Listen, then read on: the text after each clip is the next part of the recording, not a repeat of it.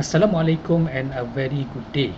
Today we're gonna further our discussion with the last topic for these courses, which is structure.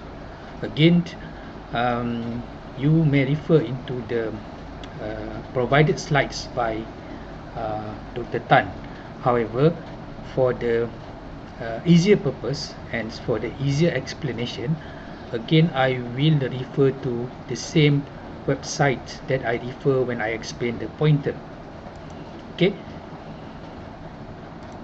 so again you can just search Struct C, and then we still refer to the same reference, which is from the www.tutorialpoint.com, okay, which is discussed about the structure. Okay, before we discuss further detail about the structure, I would like to give some overview about what have been discussed earlier, okay, which is the data type. Okay, in general, okay, in C programming, this is there's a three type of what we call in data type. It's divided into three type. Okay, same goes to others programming languages such as Java or Python. Okay, some divide the data type into two, and some divide the data type into three.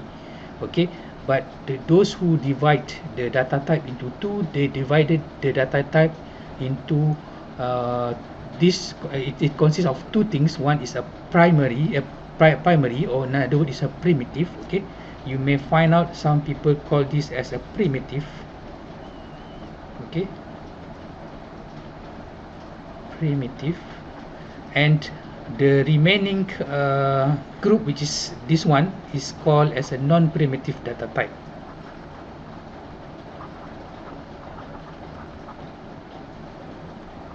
Okay, non-primitive data type. Okay, you find out if you search from the Google, you find out some in some sources they divide into these two, which is primitive and non-primitive. And in this example, I just search one. I just refer to one sources where it divided into three. Okay, one is a primary or primitive, another one is a non-primitive, and in other non-primitive, it's consists of two category, which is derived data type and user defined data type. So okay, that is why when we discuss about the data type, what have been discussed so far regarding the data type, we always, when we declare some variable, we assign that variables under primitive data type, such as integers x, okay, then float y. So this is the variables and this is the data type. So integer, float, booleans, and what else, char, that is actually is a primitive data type. While when we learn about the array is actually is under category of a derived data type.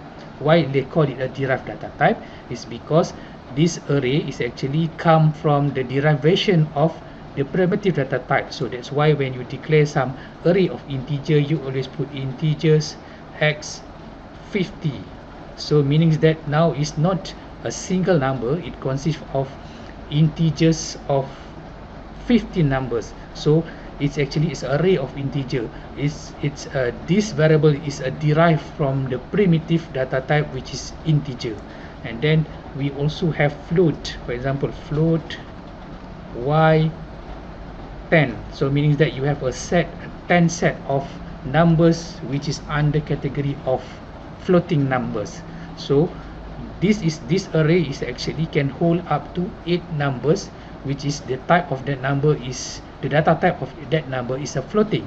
So this array is derived from the primitive data type called float. So that's why anything under this category which is derived, okay, under this category which is derived, is actually they call it in under derived is because each and every data type over here is derived from the primitive data type. Okay, now in this chapter we like to discuss about the structure, okay, which is this one. Structure is a still under non-primitive data type. However, the difference between the structure and array is that array can only hold or store multiple data, which is that data is under the same primitive data type. If you store in integers, for example, like this one, integer x50, meaning you have a 50 set of numbers, which is that number is under in type of integers. If you declare as a float y equal to 10, means you hold this variable y can hold 10 set of numbers, where that numbers is under category of floating numbers. However, for structure, it's a little bit different from the array. It's instead of it can store multiple data like array, it also can hold multi-type, multi-data type, means that in one variable you can store many primitive data type. Means that in one x, for example, you can have the what we call as a member variable. That member variable you can have integers, floating, char at the same time. Means at the same variable you can hold these three type of variable, where these three type of variable is in different data type category, which is we have integers, floating and character at the same time under the same variable. So that is the difference between the integers and structure. So why they put the structure under category of user defined? Because you need to define by yourself, meaning that the user can define by or can customize the variable by itself, whether they want to put how many integer data type inside the variables and how many floating number variable inside that variables, or how many character is up to the user.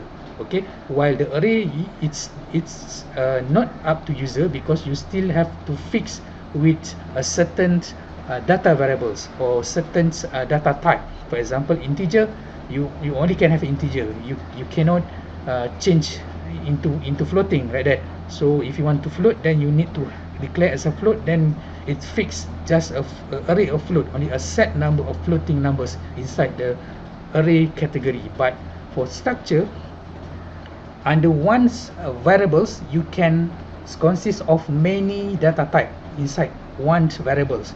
You can have character, you can have integer, you can have boolean, you can have floating at the same time.